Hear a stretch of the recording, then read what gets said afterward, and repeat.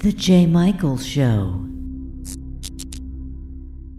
Welcome to today's episode. My guest today is Scott MacDonald. He spent a lot of time in the makeup chair playing various characters on science fiction and other TV shows. And we're going to be talking to Scott. So let's say hi. Hi, Scott. How's it going?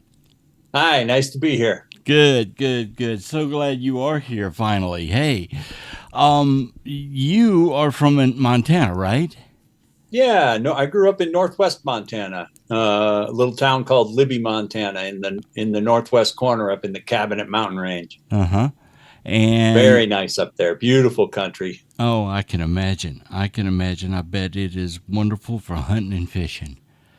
Yeah, I'm a big fisherman. I'm a fly fisherman. It's where my heart is at. I really love it. I hunted some when I was a kid, but when I'm home in the summer, I go up a lot in the summer. My brothers and I have a place that we go to up there, and the Kootenai River is the river that I fish up there, and it's there's nothing like being waist deep in that river fishing for me. Wow. Well, how did you get started acting? Well, I did some plays in high school, but the high school in Libby, Montana was, if you were a joiner, you were in a lot of stuff. So I was in the choir, I was on the school paper, I was in some school plays, but I never really had any aspirations like to be a professional actor or something. But I got to Washington State University. I was going to get a degree in broadcasting, and I thought I wanted to be a DJ. And this is 1977, and graduated high school and got there and started that program, the Edward R. Murrow School of Broadcasting. It's one of the better ones in the country.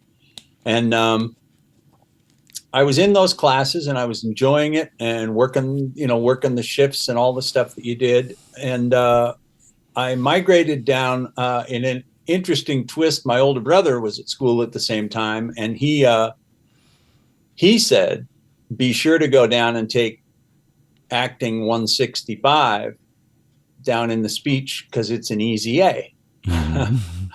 So a 3-credit A, I thought, okay. So I went down and I took beginning acting down in what they call Daggy Hall at Washington State, where there were a couple of theaters. And at that time at Washington State University, they had a pretty thriving theater program. They had graduate assistants and a couple of spaces that they were working in, and a lot of really good professors. I was really fortunate to be there at a time when there was a lot of good acting instructors there. And I just took that class, and at the end of it, they did a little one-act play, Exit the King, and I had the lead in that, and I got all done, and I got an A, and I really enjoyed it. It was a lot of fun. And one of the professors came to me and said, hey man, not for nothing, but just so you know, because it's college and nobody really ever tells you, you're very good at this. You're kind of a natural. You're a good actor. You have great instincts, and you're a little raw, but that's what the training would do. And when I think I was 18 years old. So, when you hear somebody thinks you're good at something at that age, and you're in this new environment of a huge college coming out of little Libby, Montana, it has a pretty big impact on you. So I went down there and started taking speech classes and kind of messing around and hanging around the theater a little bit. And then I got in a couple more shows and started to realize, hey, this is kind of something that I really enjoy. And then I did a few more shows, and then I finally realized, I've got so many credits built up down here in these speech classes. I should probably complete this degree. And I already had a lot of them done in my broadcasting degree. So by year 3, I had decided to double major. I was going to get a degree in speech theater and a degree in broadcasting. And I ended up doing that. And I was in, I bet, 15 plays or something in the in the 4 years, and it was a great baptism by fire because you're just learning on the fly up on the stage in front of audiences. And right. And like I said, it was a divergent set of professors, really good lighting professor, a great theater history professor. So I was really, I really dove into the pool. And what was your first TV role? Oh, well, then I went from Washington State I got accepted to California Institute of the Arts, and I got a master's degree there in the professional actor training program. So that was a big move because, up to then it was just like I'm doing plays and it's fun and I'm getting my degree. But when I decided to go get a master's, you were kind of deciding to be a pro, So that was a kind of a big move. And it was that school was essential in my becoming a pro. They really honed me, chipped off all my crummy edges, and made me into a better actor. And then when I left school, I actually started on the stage. I did quite a bit of stage work. I went up to Seattle and was working on the boards up there. I did a lot of kind of hole on the wall theater and started to get some notice in some newspapers. And then I got a very nice part at the Seattle Repertory Theater and got my union card with Actors Equity in a Shakespeare, Richard III. And that kind of started my career. And I did theater from 86 to about 91, 92, predominantly equity theater. And I got in a play called The Kentucky Cycle that in Seattle that won the Pulitzer Prize for drama, lifted out of Seattle, went down to the Mark Taper Forum in LA, and then went from the Mark Taper Forum in LA out to the Kennedy Center, and then from the Kennedy Center into Broadway. And it was in that time and in the kind of breaks in between when it closed in LA, there was a period of time when we were down and we were waiting before we moved east. And that was when I started to audition. I got an agent and started to audition for TV and movies in Hollywood. So I was a theater to LA. And then in the break, I thought, well, while I wait, I'll try some of this stuff out. And my first guest star role was Deep Space Nine, a character called Tosk, who was in the first season of Deep Space Nine, and it was a lead guest star. So I caught a flyer on that one right out of the gate. That was I know there was quite a bit of discussion about whether or not to hire me because I was inexperienced when they were casting me for that job. But that was a really important job in my career because I learned a lot on the fly and I learned it pretty quickly. The director of that episode was a great actor named Corey Allen. And he's the guy in Rebel Without a Cause who goes over the cliff in the car with James Dean.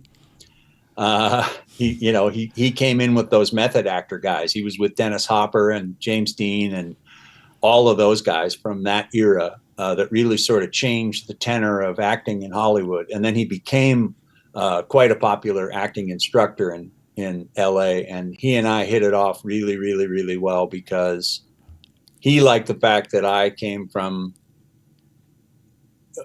motivated choices as opposed to, choices that are clever or, he really liked the fact that I was thinking through really intricate aspects of Tosk. Tosk was the first creature to come through the wormhole on Deep Space Nine. Yeah. And it was a 6.5 hour makeup. Wow. To get into it. It was the first mask that the great Michael Westmore, Oscar winner and massively esteemed makeup designer and artist in Hollywood from the great Westmore family, which has a legacy of it. That's the first time he ever glued a mask inside the lips of the actor. Wow.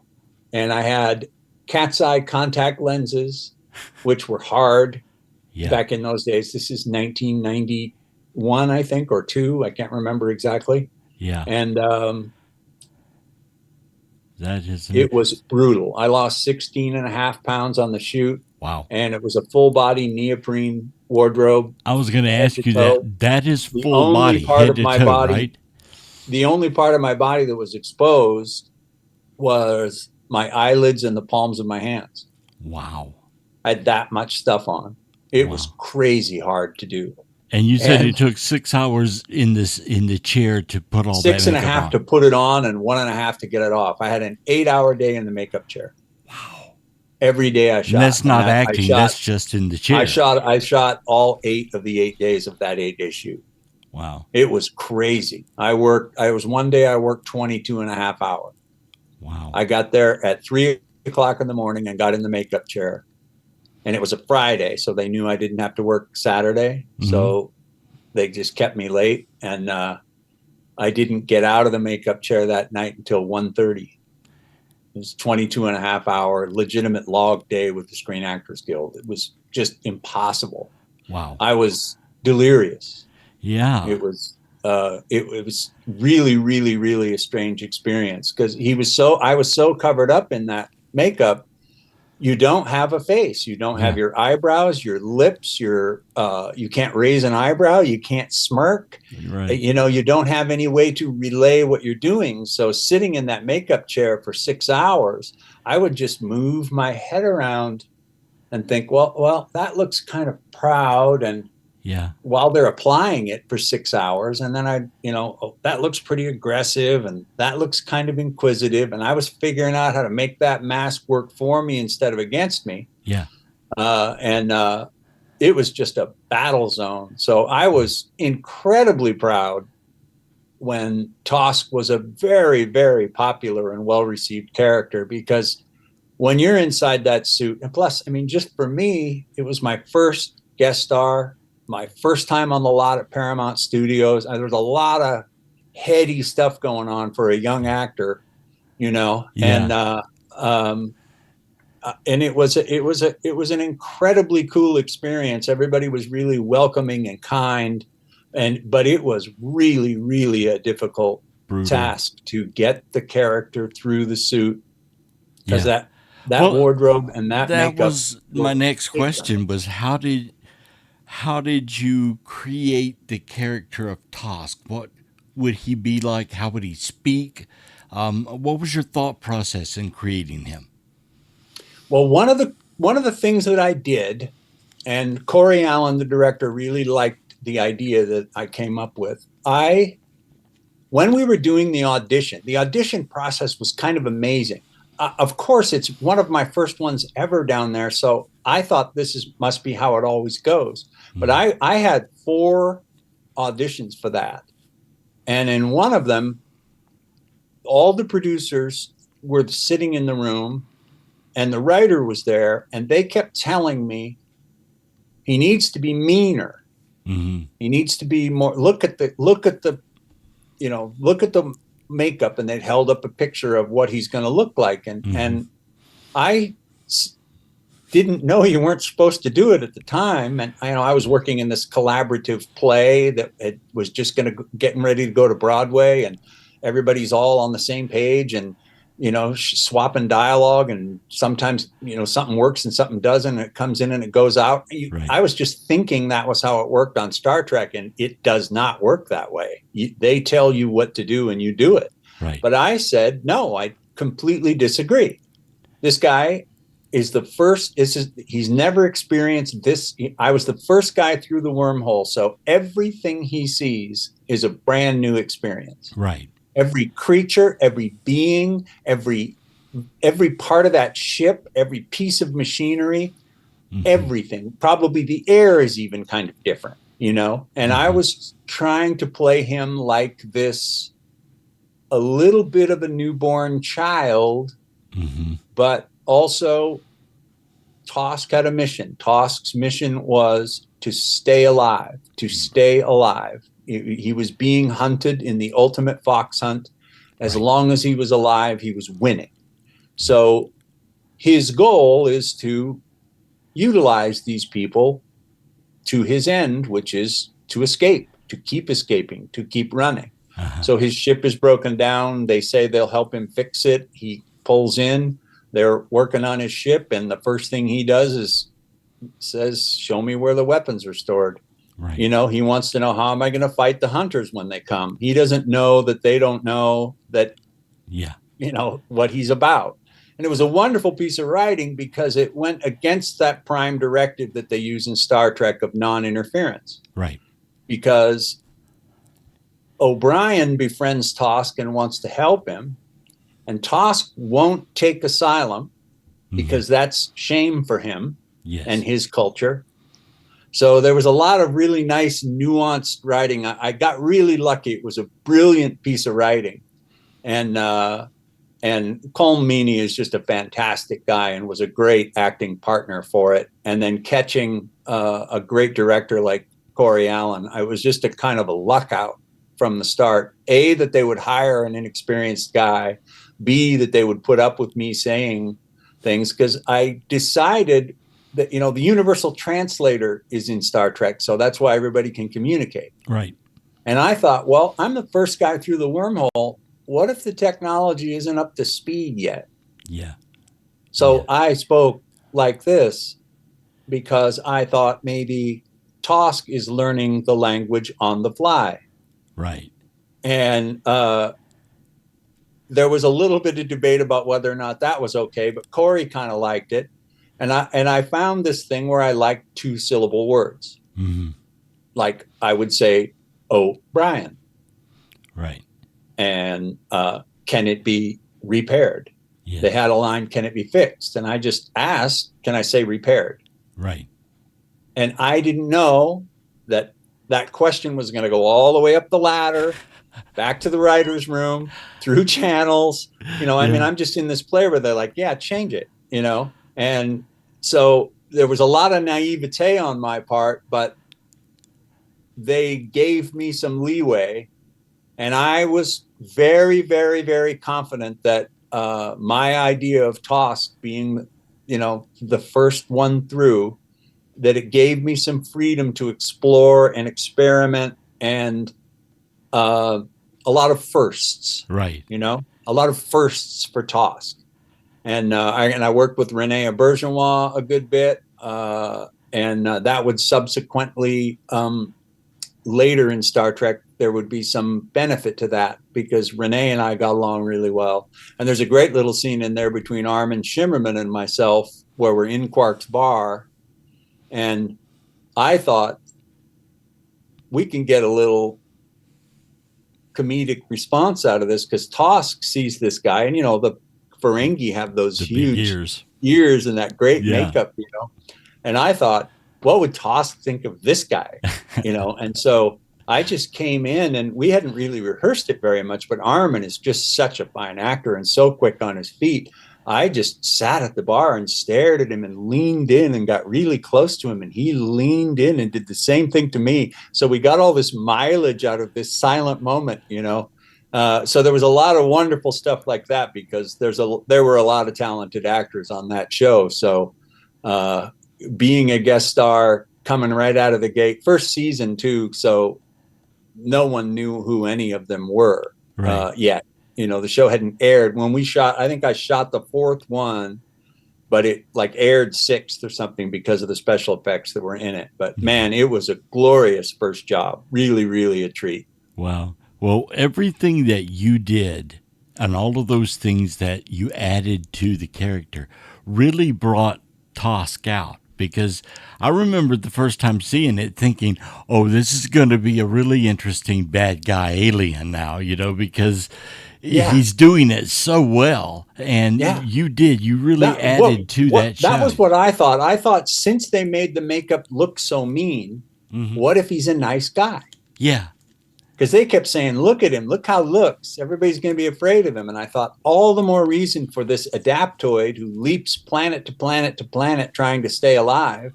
I even said in the room to one of the writers, he would behave differently if he was on Kronos. He would behave differently if he was with Klingons. Right. he would be more aggressive to get what he needs. He would be tougher. He would be meaner. He would understand, in order to get what I need to survive, then, and that landed. They were looking at each other and kind of shaking their heads and thinking, well, he's kind of got it. But I ended up miraculously, they made an action figure of Tosk, which one guest star on Deep Space Nine, and I got a little action figure, That is so cool. I know. I just couldn't even believe it when it came out. I could not believe my eyes. It was a thrill. Yeah, the character was that innovative. He was that good, and you played him so well. Oh, thank you. I'm very proud of that one. There's I still go to sci-fi conventions, and we're 30 years out now, and people come up to me and gush about Tosk. That's my. I had a few people tell me that's their favorite Deep Space Nine episode. That's an incredible compliment. That was a really, really, really powerfully well-written show with a lot of gravitas and a lot of emotion. To have anybody say anything like that about my one episode, those are some of the ultimate compliments that when you're at those conventions, if you're listening, you hear them. It was very flattering, because I would, of course, argue that there's lots of episodes of that show that are better. But, thank you very much is all you can say, Yeah. But that was like I said, that was the greatest thing. And then, if you don't mind, I'll just segue right in, because what ended up happening was, while I was on the set playing Tosk, and I had some experiences. I was walking one morning from the makeup trailer as Tosk, and I was wearing the little terry cloth robe that they had me in before I go back and put in all my gear. And I had on these tennis shoes that I wore. And right as I was walking toward my little trailer to get into my stuff, and I needed wardrobe to help me with everything. And once I had that hat on, and Patrick Stewart drives through the Melrose Gate at Paramount, or maybe the Bronson Gate, I can't remember, but he comes gliding in. He's driving a ragtop brand new Jaguar. He looks like a king arriving on the court. He's such an elegant looking dude anyway. And I had met him the spring before he came to see our play, the play I was talking about, the Kentucky Cycle. And he had come to our table, complimented us on our performance, and bought us drinks. Wow. It was very cool. We were just thrilled. He had seen the show that day. And I just said, Mr. Stewart, Patrick Stewart. And he looked at me like, uh-oh, some atmosphere guy wants to talk to me, And I said, hey, I know you can't possibly recognize me. This is ridiculous that I'm talking to you wearing all this garb and wearing this robe. But my name's Scott MacDonald. I was in the Kentucky Cycle, and I just wanted to thank you for that wonderful moment where you bought everybody drinks. It was really, really, really a thrill for all of us. He said, oh, come over here. So I walked over there, and he pulled out this little lawn chair he had sitting in front of his big trailer. And he sat me down and he said, I'm going to order breakfast. Will you have some breakfast? And I said, oh, I can't. I'm on my way to set. I'm shooting that new show, Deep Space Nine. And I'm supposed to be over there in the next few minutes. And he said, well, just a moment. And I heard him go in there, and he was on his landline in his trailer. And he said, whatever the name was, Peggy, Patrick. Tell the people at Deep Space Nine I have, what's your name? I said, Scott MacDonald. I have Scott MacDonald, and he's going to be 20 minutes late. And he hung up the phone, and he came walking back out. And he said, let's talk about the theater. Yeah. So I got to talk to Patrick Stewart for 15, 20 minutes on my way to the set one morning when I was in Deep Space Nine. I couldn't breathe. Right. Jay, I just couldn't breathe. Wow. I couldn't believe what was happening. It was one of those moments that I look back on and you wish you could have had a drone, a camera. Right.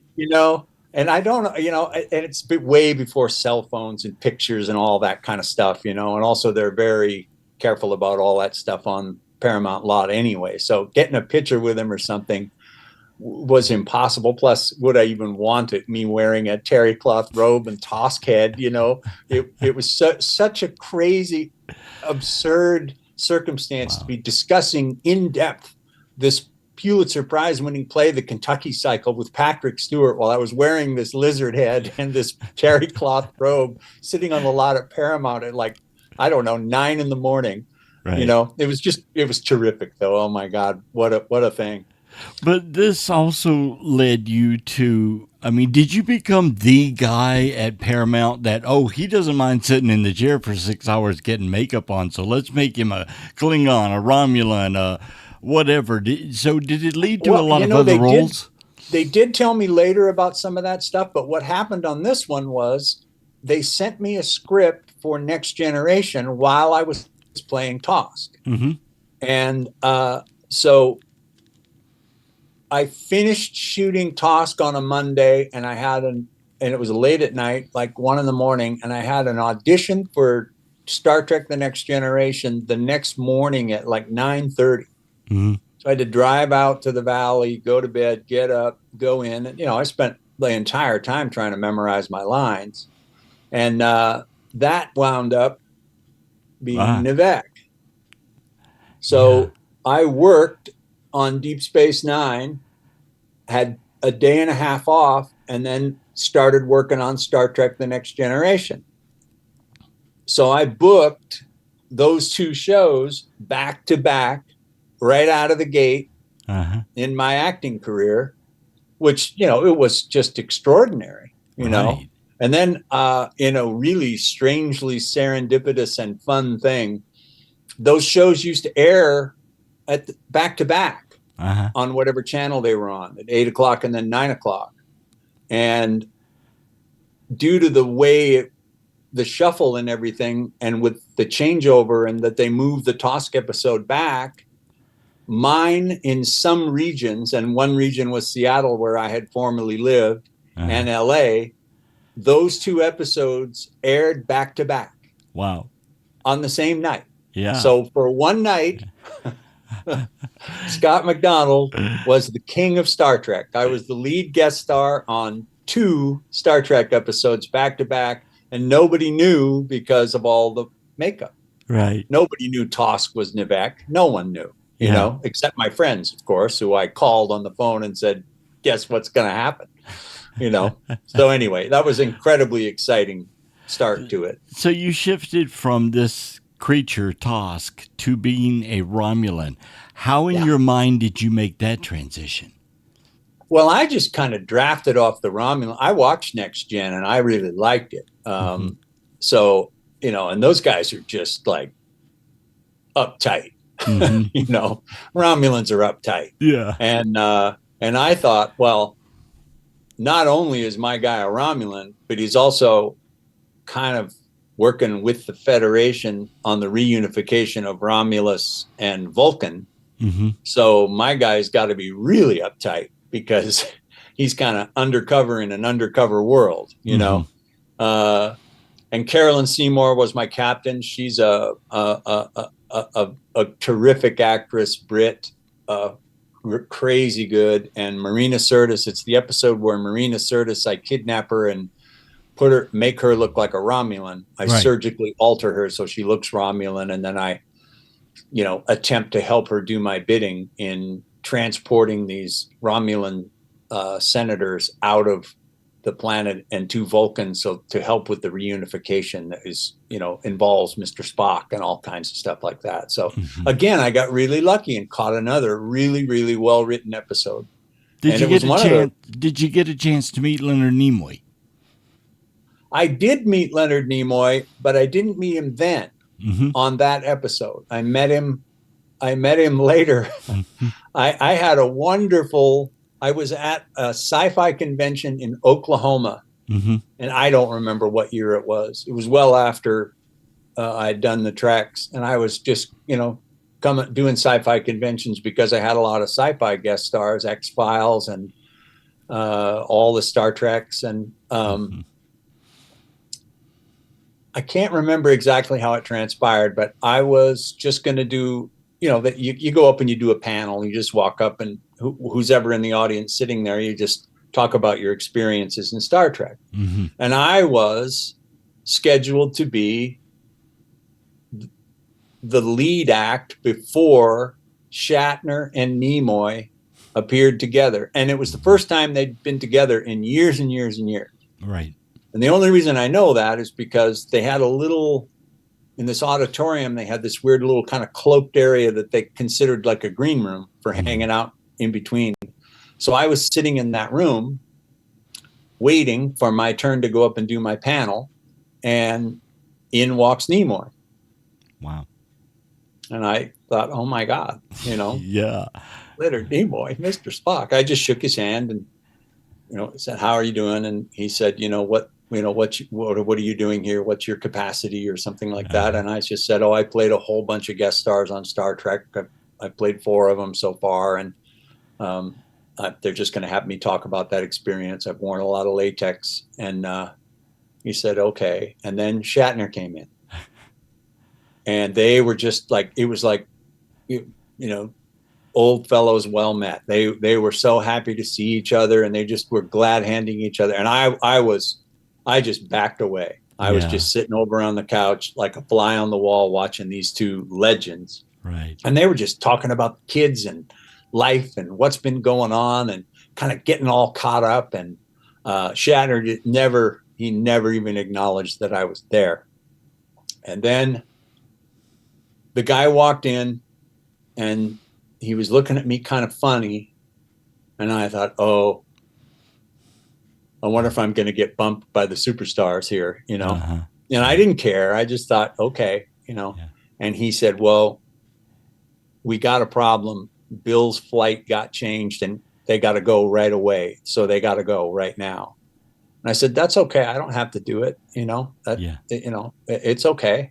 And he said, no, we still want you to do it, but we want you to do it after they get done. Yeah. And in my imagination, I was thinking, I'm going to walk out there as every person screaming out of that auditorium because they saw what they came to see, which is the 2 superstars, Right. So I was just dreading it, thinking this is going to be like the stand-up comedian who had to follow George Carlin or something, you know what I mean? So that all comes down. They tell me all that stuff. I say, okay. Somehow in the middle of their conversation, Nimoy realizes I'm sitting there kind of quietly, and he says, tell me your name again. And I said, my name's Scott MacDonald. What a pleasure to meet you, and all of that kind of stuff. And I shook Shatner's hand and said, very, very, what a pleasure. Thank you guys for all the fantastic entertainment. And Nimoy said, what were your characters? And he wrote them on his hand with a Sharpie. Uh-huh. And then they got up to go out, and I was thinking that was interesting. And they went out, and right as they were walking out the door, I remember Nimoy looked at him and said, we didn't even talk about what we're going to talk about out here. We have to fill an hour. And Shatner just waved his hand and said, oh, same old shit. And they went out. And of course they were brilliant. Everybody was just, bowing down to the greats, and they were hilarious together and telling stories. It was just a fantastic panel. Uh-huh. Then they get done, and Shatner says, I got to go. And then Nimoy stays out there for a couple more questions and a couple more stories. And then he did this classy thing. He said, and now a gentleman was kind enough to move his slot for us. He's a guest star actor. His name is Scott MacDonald. He's done a lot of episodes of Star Trek. He's going to come out here and he's going to talk to you guys. And I want you to stick around, and I want you to give him a warm welcome. And then he looked at his hand and he said he played Nivek. He played Tosk. He played Goranagar. He had a little trouble saying it, and he played Rollins on Star Trek Voyager, the new show. So please welcome Scott MacDonald. So I got introduced by Leonard Nimoy for my panel. and only about half of them left. So I felt like I did pretty good. You did. You did. Yeah. Well, you went on also, I mean, again, being the guy with the latex makeup and such, you played a Zindi on Enterprise, and you played, well, what else did you do after Tosk? It was, I'm trying to remember the order of them. I was getting these pictures out today. I think I played You played with Tucker I Smallwood. played Quaylon, the Yeah. Klingon. Yeah. And that's in the Jonathan Frakes directed Klingon CD-ROM live action game. Okay. And everybody's in that thing. Rick Worthy and J.G. Hertzler and Barry Lynch was a Klingon in it, and Barry Lynch is the Federation guy who defected to Romulus, who they're kind of using in trade in my episode Face of the Enemy of Next Gen. So it was like kind of an old home week for all of us guys wearing all this Klingon makeup. That was the next one I did, was the Klingon. And then I played Jem'Hadar on Deep Space Nine. Yeah. Which one was that? I mean, there were a lot of them on there, so. It's an episode called Hippocratic Oath, and a Jem'Hadar was off the Ketracel White, which was the drug that kept them under the Vorta could control them because they were on that drug, the addiction. Right. And I was off the addiction. So again, just like Tosk, I got to be this first thing. I was the first Jem'Hadar with a conscience. Right. Because they wouldn't have one with the Ketracel White. Right. And I didn't have a conscience. So I had a lot of emoting to do, a lot of pathos in that episode.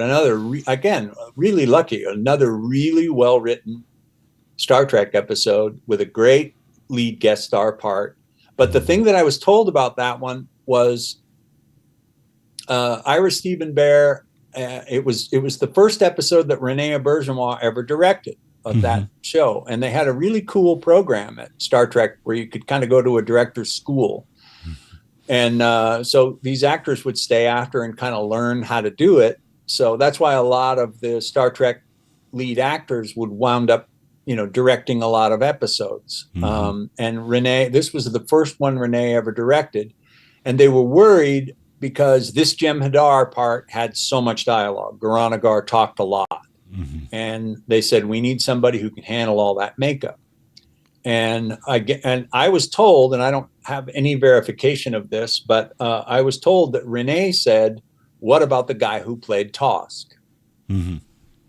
So that was how I wound up getting that guy too. It was the makeup. And the same thing happened when they called me for Commander Dolim, the Xindi reptile commander on Enterprise. Right. That was a call where they said, listen, we got one for you, but it's a lot of episodes and we just wanted to check with you because it's going to be a lot of makeup. And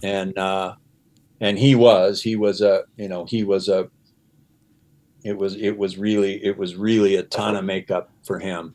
Was that your voice of him? Oh, yeah. He seemed so deep and grusp. No, when I had the fangs in and it cocked my jaw, I was able to get a kind of a deeper register. And so there was they didn't do anything to it. They didn't amplify it or anything. That was just me performing the guy that way. And when I saw the rendering of him and went and met with Michael Westmore, I just thought, he's kind of a battering ram, so that's how I'll play him. And they had these things on him. We jokingly called it the bird cage, this stuff. And it was pretty lightweight in the actual carrying of it, but it was supposed to be kind of like steel. So that was, I just thought, this guy just constantly coming forward. That's the way I saw him. I just thought, this guy's a linebacker. He's just coming forward all the time. And no holds barred. This is what I want to do. Kill all humans, kill kill the Federation, kill, kill, kill. I was the Darth Vader of that third season of Star Trek Enterprise, and it was glorious fun. I mean, if you can't be the captain, yeah, you might as well be the villain who he fights in hand-to-hand combat on the Death Star, right? Right. Yeah. And so that was, again, a lot of terrific fun. In the comedy Galaxy Quest, there was a character very similar. Was he modeled after your character?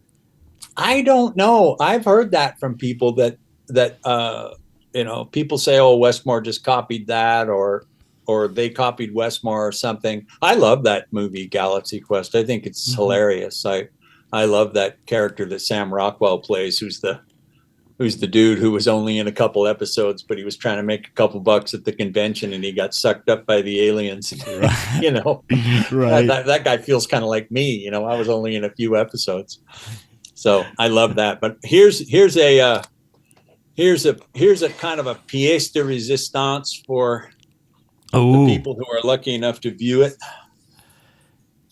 Oh, is that the actual mask? This is the actual mask that I wore for 5 episodes. Wow, that is about incredible. 5 episodes. They got real good at it. This thing is in 3 big parts, so it was a little bit easier to put on. It took about 4 hours to get it on. Wow. And they never let you take them ever. You can't take anything like that off the lot. And I was just sitting there, and it was the last day. We just finished shooting. It was the end of season 3. There was quite a bit of pressure because they weren't positive they were going to get picked up for season 4 yet at that time. Mm-hmm. So it was kind of an interesting time for that on the set. And I had become friends with Mary Howard, one of the producers. There was an incident where there was a little bit of an accident with a stunt guy who moved a chair that I was supposed to sit on. And so I fell to the floor and I injured my knee. Ooh.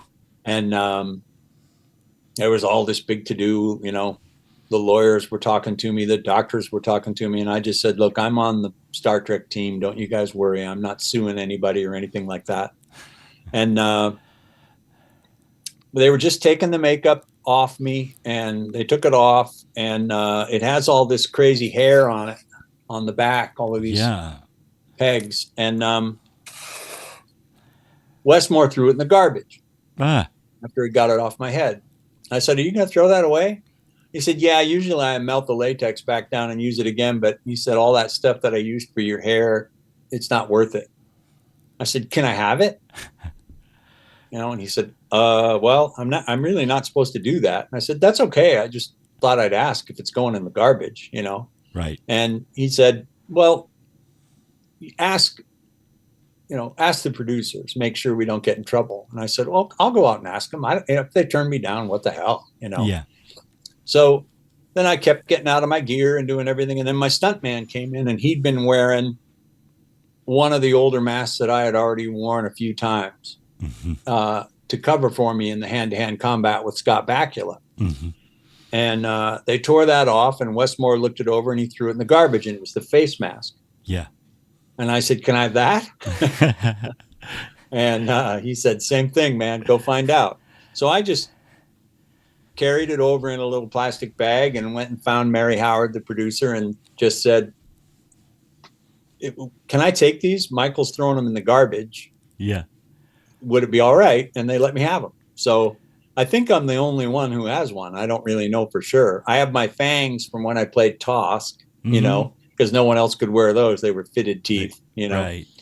And I don't know, a few other things. When I played the Xindi, I wish I would have found that. That would have been fun. I have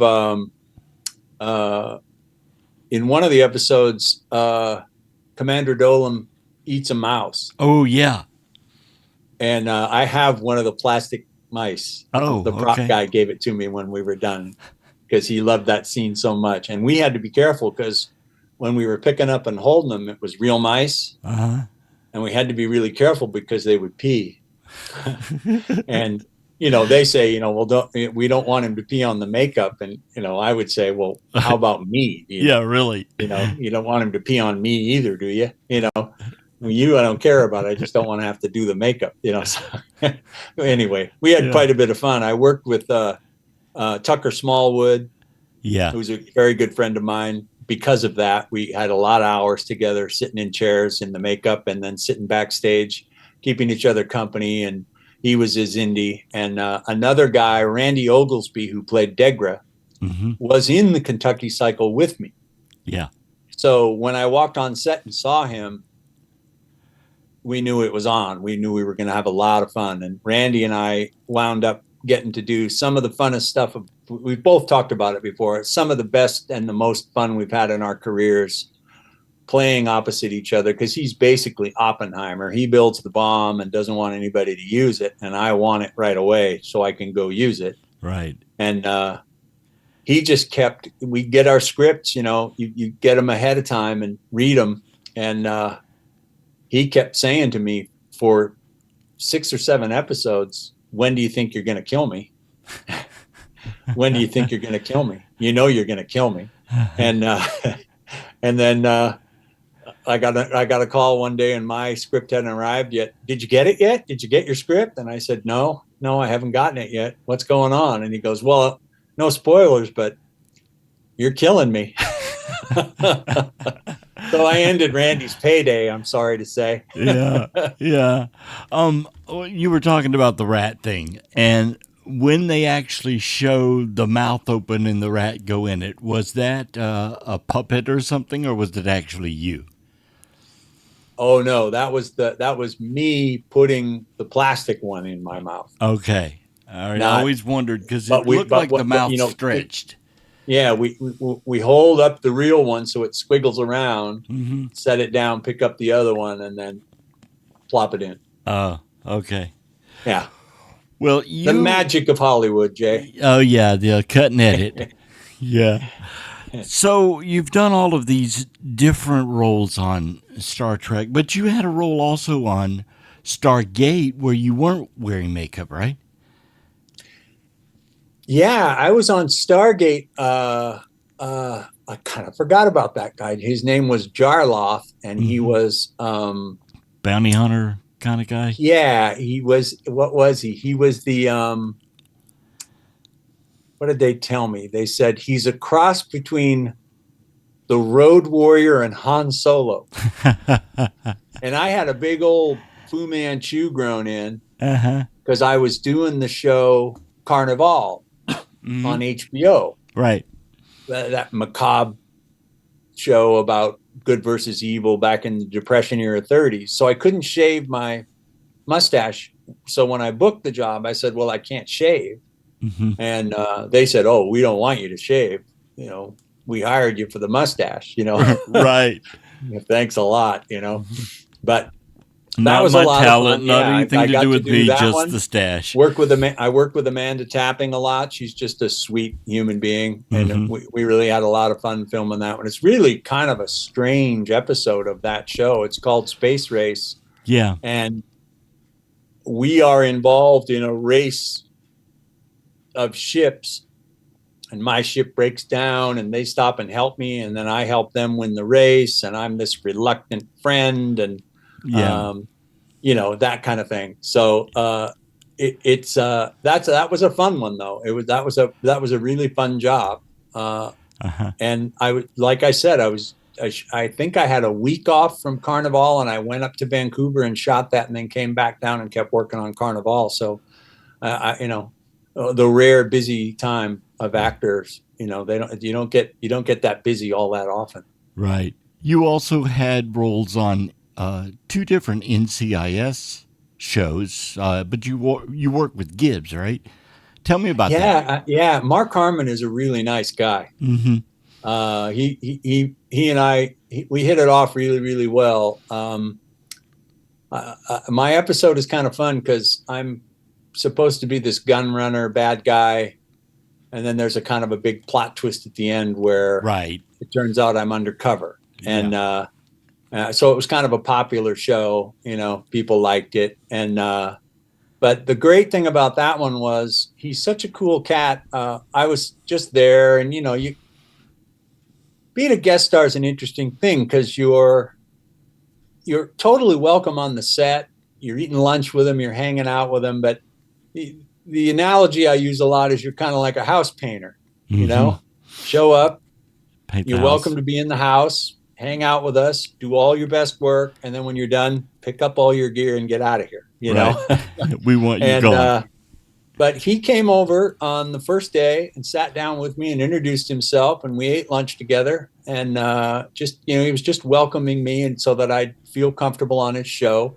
And then we got to chatting a little bit, and he found out I was from Montana, and he said, "Oh, you got to come with me." And we went out back on the lot where they were filming the show, and he had a little Airstream trailer back there that he was remodeling himself on the lot at the studio where they shot the show. He was in there working on it. He had all his tools and everything in there, and it was like a 1960s Airstream style, old school, and he was redoing the inside so it would be super comfortable and nice. And he has property outside, I think, of Missoula, and he was asking me all kinds of questions about Montana and fishing and all that kind of stuff. And that's my old stomping grounds up there. So that was really just kind of a unique twist to a fun job. Yeah, it's getting close to Christmas. So tell me about your 2 or 3 different movies you've done playing Jack Frost. So let's go into that. Yeah, it is. It is getting close to Christmas. So my phone's ringing a little bit, and they want me to come and do some sci-fi conventions, which I do this time of year because the call goes out Jack Frost for my old pal Jack Frost. Yeah. That movie, I honestly cannot believe that. Can you see that lenticular cover? Right. And you can this see it is changing. The old VHS. Yeah. From 1997, I think. And this movie was released straight to video. Yeah, that has got to be. It was kind of a promotional gag. They were like, "We don't want theaters. We're going straight to video." And there were stand-up displays and those cardboard stand-ups sitting in the video stores and stuff, advertising Jack Frost. You can't get it anywhere but here. It was a pretty clever idea on their part. And the whole story behind that movie is so unique because when I first booked it, it was through Warner Brothers, but through their sub thing. You used to have a thing called Buena Vista where they would put all their serious movies that weren't like, Disney feel-good movies. Buena Vista was where they put their serious stuff. And this was going to be a totally serious horror movie, like kind of a Nightmare on Elm Street kind of thing. It was going to be like that. And with really good special effects, we were told. This is around the time maybe like Hollow Man. Think about those special effects, from that movie.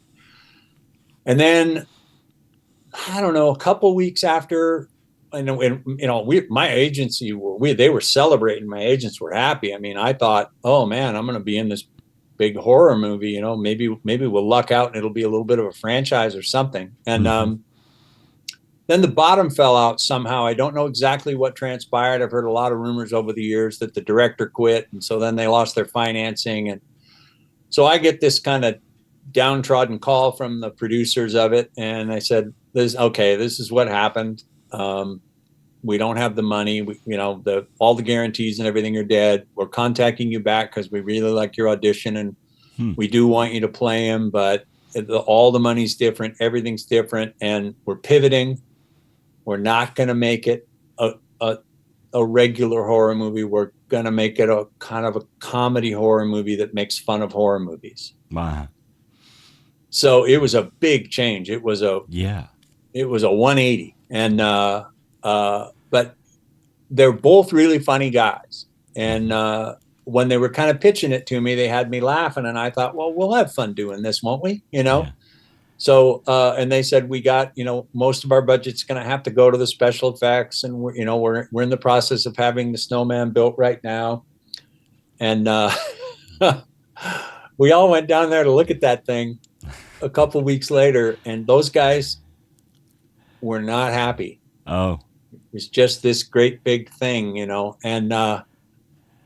to their credit, they did everything they could to make that thing work. And then we went up to Big Bear, outside of LA, where you can get snow up at the ski resort up there in January to film all the snow sequences for the little town of Snowmonton, and where they're having a snowman festival when Jack Frost comes back as a snowman to slaughter the town, which I thought was very clever.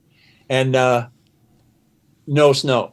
Oh, it was goodness. 70 degrees. 70 degrees. It was ridiculous. And those poor guys. So all of those strange angles where they shoot up at everything. And I've gone to panels and talkbacks of that movie where people really compliment the cinematographer and say, oh my God, it's just such a unique way to shoot a movie. And, what made you do that and everything? And he just shrugged his shoulders and laughed and said, there wasn't any snow on the ground, man. So I had to shoot up. And they would take, cotton and hang it up in the drains above us and throw sheets of white sheets and things out among the bushes and stuff. So it looked like there were smatterings of snow up in the hills and stuff, and then make the background a little blurry just so it looked kind of white, Oh man, those guys, they really pulled something off with that one, because they pivoted on a dime and turned it into this thing. And now here I am, 30 years later, and that thing has a huge cult following. I mean, I go to sci-fi conventions just because I'm in it. And if you'd have told me that in 1997, I'd have bet you $1 million that wouldn't be the case. So it really is a great deal of fun. I have a lot of silly stuff that I use to. This is my Jack Frost snowman, and these are available sitting at my table along with a signed 8x10 and stuff like that. And then there's these that they just re-released it on this new Blu-ray 4K Jack Frost 1 and Jack Frost 2 from MVD, the Rewind collection. And the same thing, if you go on that, I gave you that website. It's fullempirepromotions.com/store. And just find me, Scott MacDonald, on there if anybody's interested in getting something like that's watching.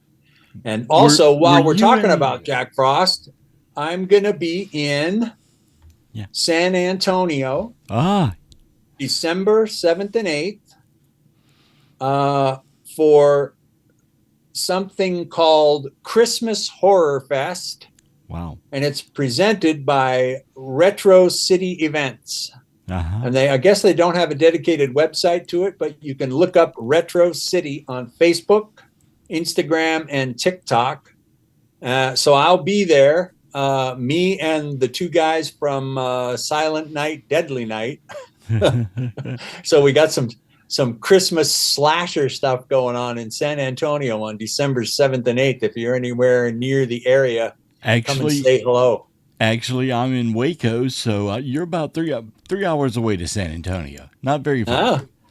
Yeah. I will try to come see you. If anybody who's watching wants to come, please come on down to, I hear it's very fun. I have not been to that one, but I do love San Antonio. I love that town. Yeah, it's wonderful.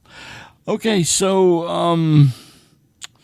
also you did a little stint in a Babylon 5 movie, right?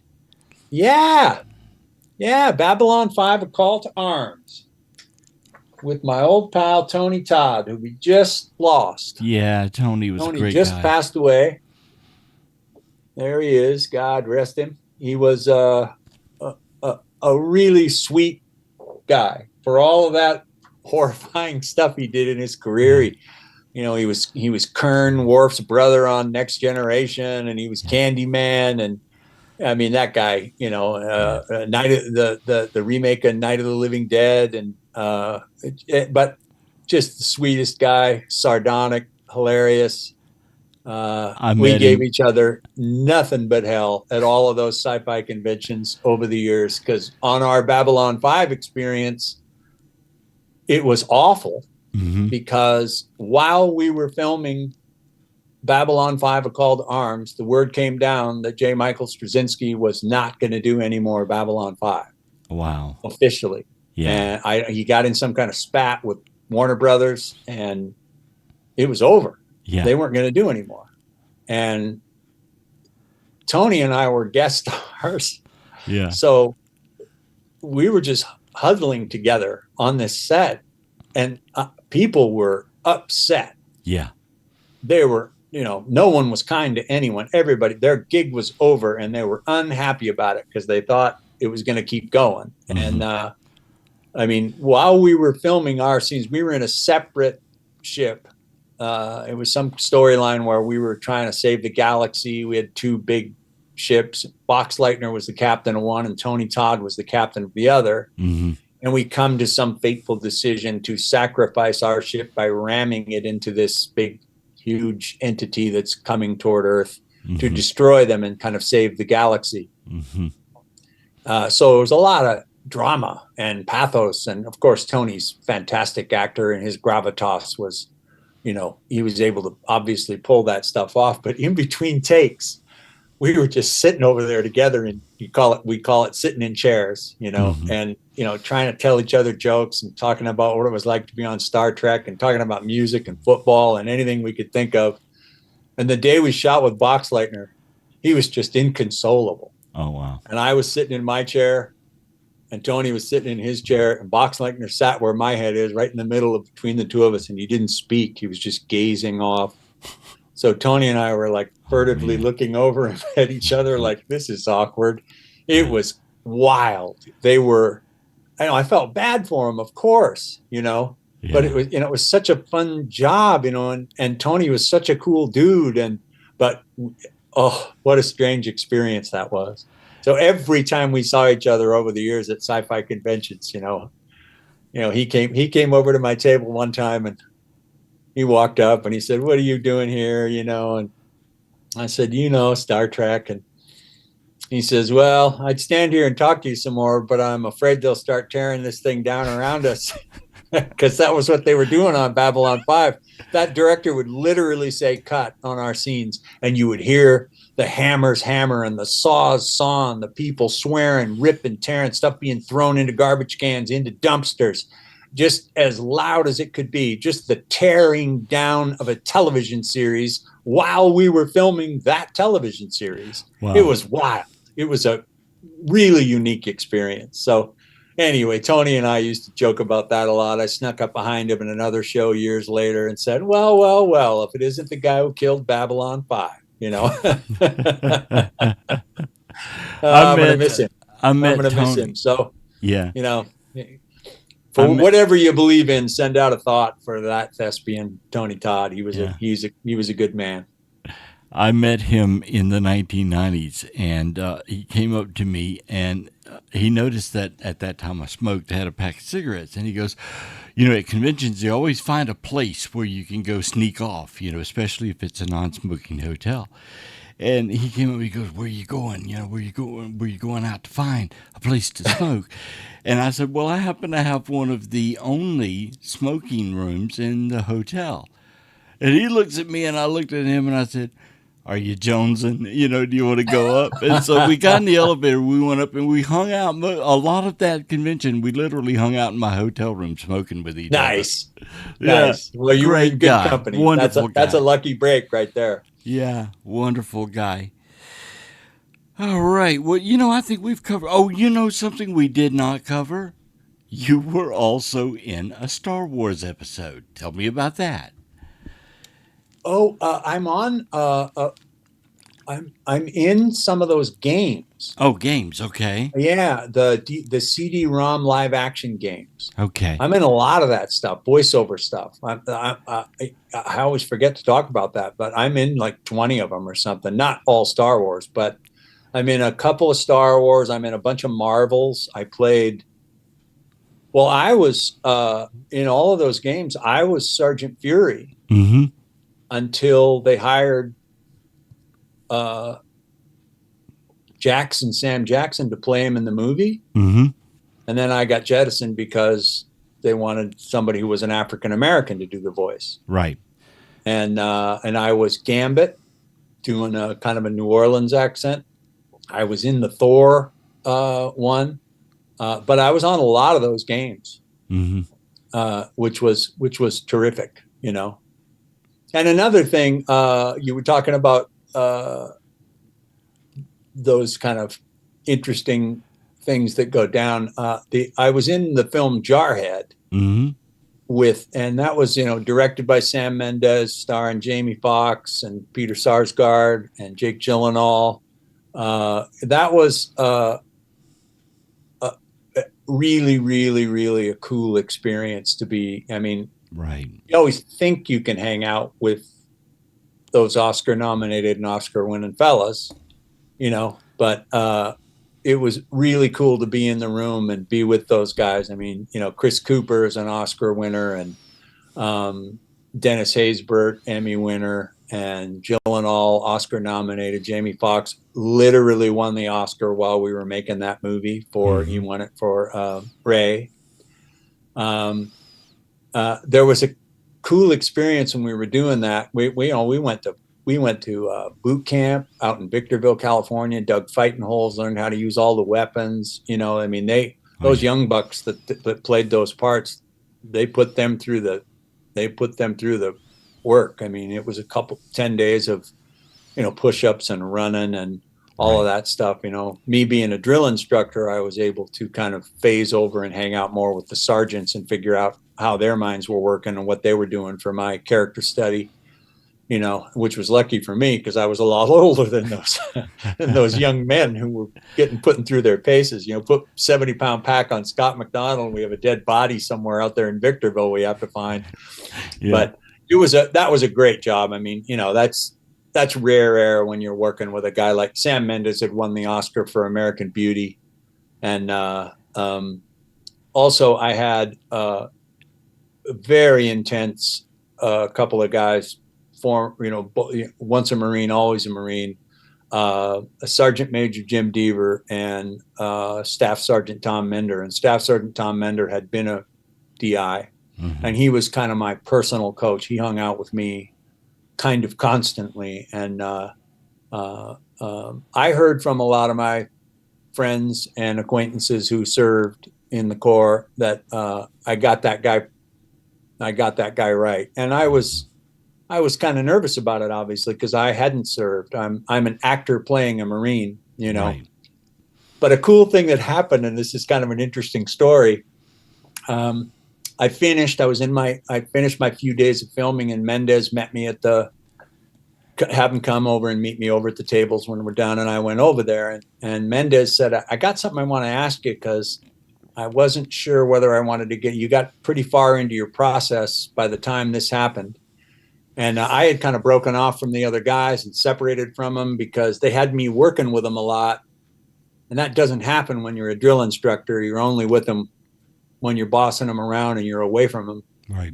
And so when we were sleeping in tents together and all that stuff out there, for me, character-wise, it didn't work because I wouldn't have been in with the young guys in there. I would have been in the sergeant's tent, Right.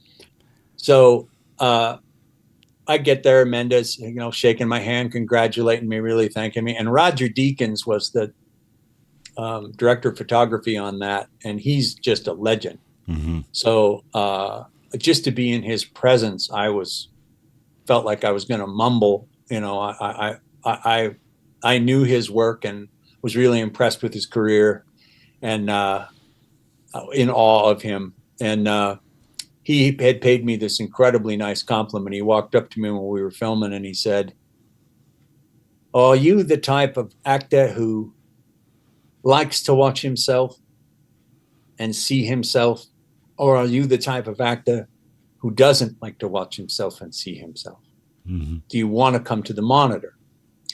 And I said, not on this one. I said, I'm trying to stay in a zone here because I had this high-powered guy.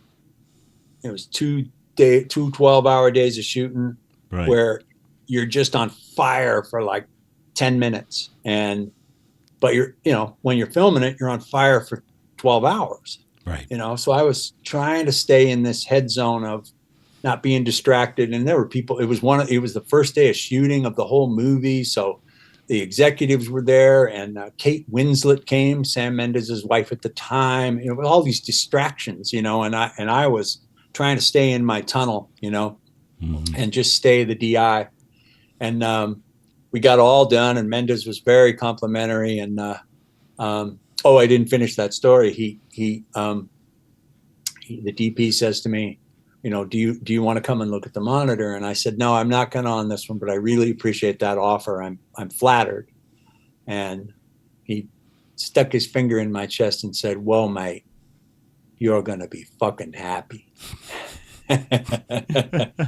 Oh, and I was just like, walking on air, it was really a thrill. So that was kind of, I don't have a whole host of A-list movies on my resume. So that was a really, really, really unique and terrific experience for me, really fun. That's and I got to, we were out there digging, fighting holes in the training and everything out there in Victorville at the air base. And Jamie Foxx wasn't in the tents with us. Uh-huh. He had a bus out there, kind of a fancy tour bus thing that he was in. And all the rest of us were in the tents, and and there was a Sergeant Rocco who had helped train the guys for the movie Platoon.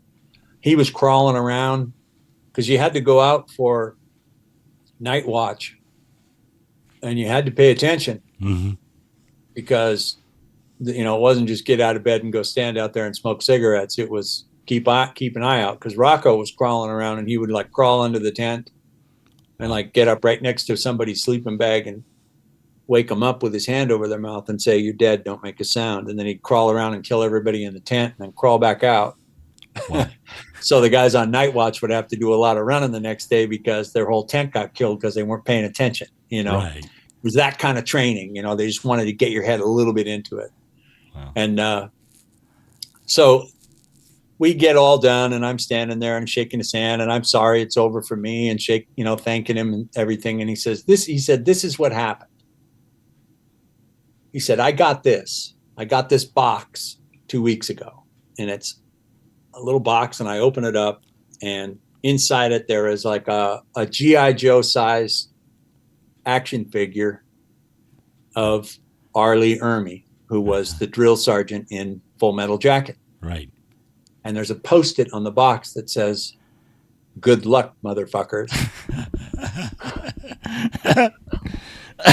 And Mendes says, I wanted to show it to you, but I wasn't sure if I should. I didn't know if it would like freak you out, if it would like blow your mind, or, so he said, I'm just curious. Right. What you're thinking on that, and I just said, F that guy. What do you mean? I'm an actor playing a Marine. Right. He was a Marine, a former actual drill instructor playing a drill instructor. Right. I'd like to see if that guy can go do 65 performances of Hamlet at the Intiman Theater in Seattle like I did in my career. I bet he can't do it. Yeah. Sam just clapped his hands and shook my hand and said, I was hoping you were going to say something like that. Anyway, just a kind of a silly behind the scenes story. Yeah. Do you miss the stage? Do you still want to act on stage? Yeah. It's a hard way. I'm married. I got kids. You want to have a house. You want to have the car payments taken care of, all that stuff. And Equity Theater, I was doing very well in Seattle, but I couldn't see it. I couldn't see that coming to fruition in that way.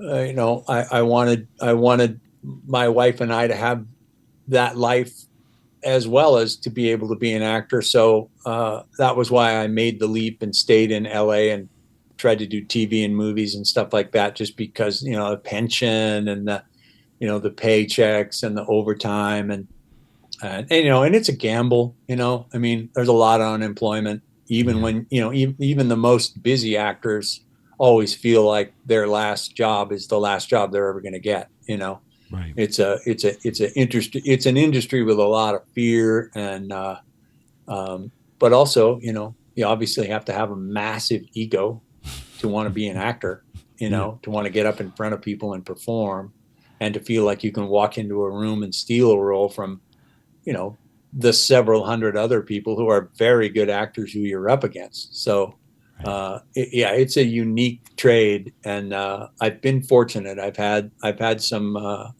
fun and unique jobs, that and like I say, the action figure and just these weird things like hanging out with Shatner and Nimoy and places that I feel a lot of times, like I said, like I'm a kind of a little bit of a fly on the wall, like this stuff. Oh, wow. These are cards from Rittenhouse that are my characters from Star Trek, Wow. and you sign them. They Yeah. send you a whole bunch of them, like 1,000 of them, and you sign them, and then you send them back to them, and then they come out in packs. Right. It says on the back of it, congratulations, this is the limited edition card that has been personally signed by Scott MacDonald. So over the years, when I've seen them and tried to gather them and stuff like that, I have them and use them. And one other thing that I thought was super cool is, let me see if I can get that to show up. Can you see that green one? Yeah.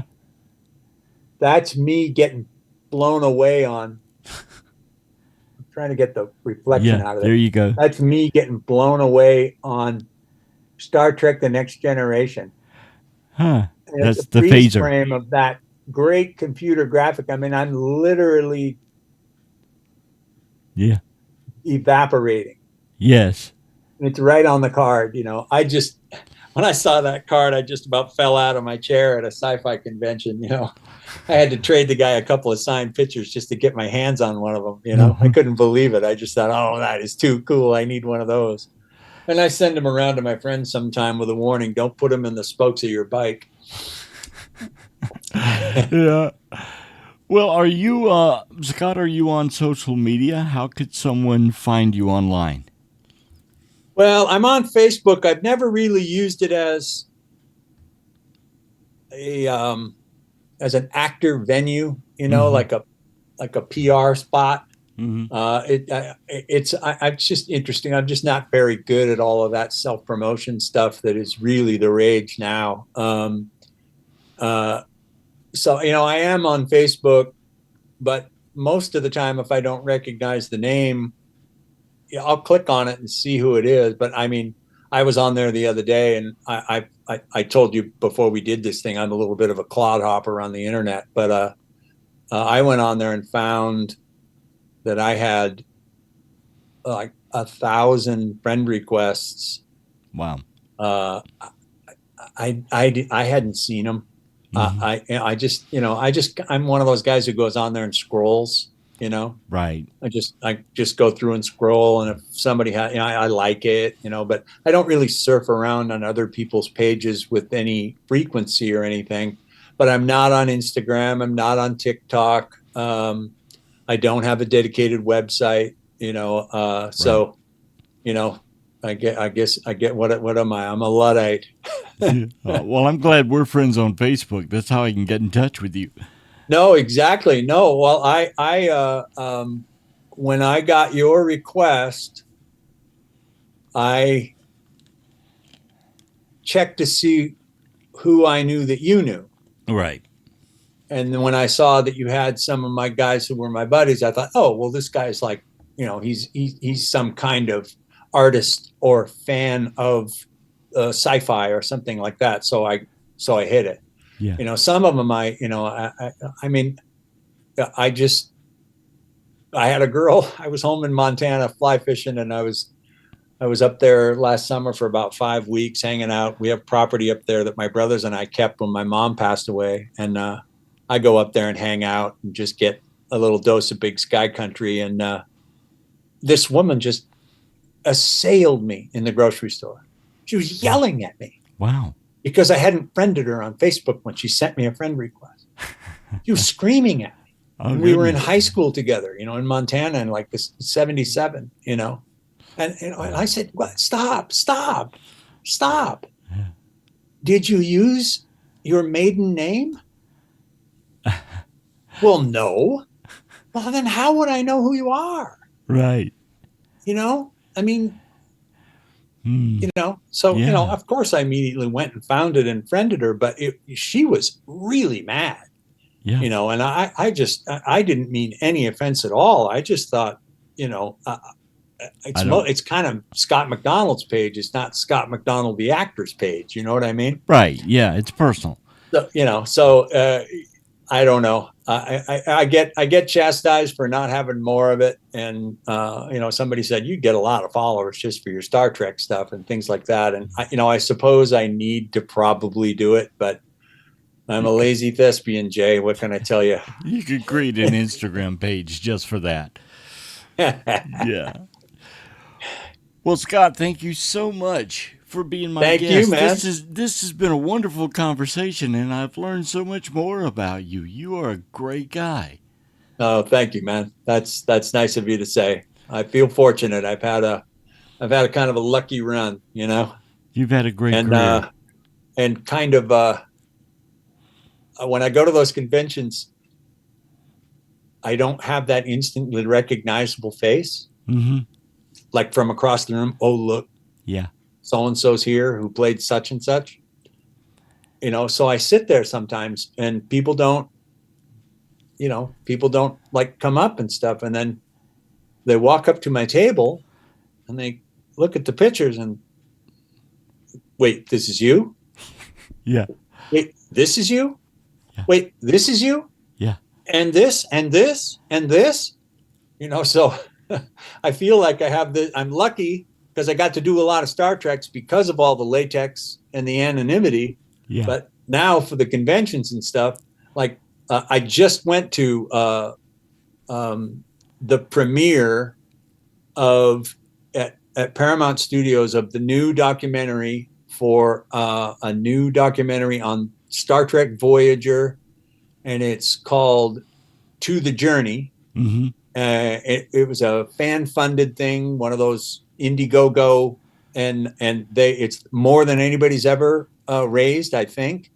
And anyway, I saw it, and it is terrific. If you're a fan of Star Trek Voyager, it's terrific. It's just it's kind of the beginning all the way to the end, and no holds barred. They don't pull any punches. They talk about the problems that the show had. And I happened to have a situation where I was in the pilot episode and I worked with Geneviève Bujold, Mm-hmm. who was the first Captain Janeway before she quit the show. And they asked me some questions about, and that's the interview of mine that's in the movie is based on that stuff. Right. But it's really, really, really good. So if there's Star Trek fans watching this, I'm telling you, get your hands on that thing when you can. It's the same guys who did the Deep Space Nine one, What We Left Behind, which is also a terrific documentary about the entire franchise of Deep Space Nine. Right. All right. Yeah. So anyway, one last little thing there, which I forgot to mention earlier. That's okay. That's okay. Well, Scott, thank you so much for being my guest, and we'll see you next time on The J. Michael Show.